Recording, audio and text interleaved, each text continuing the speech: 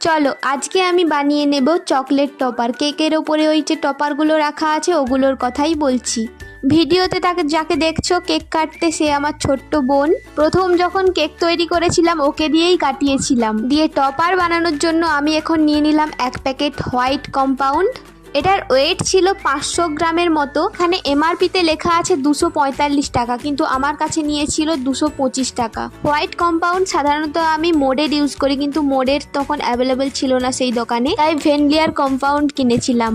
প্রথমে চকলেট কম্পাউন্ডটা ভালো করে কুচো কুচো করে নিয়ে নিতে হবে, যাতে খুব সহজেই মেল্ট হয়ে যায়।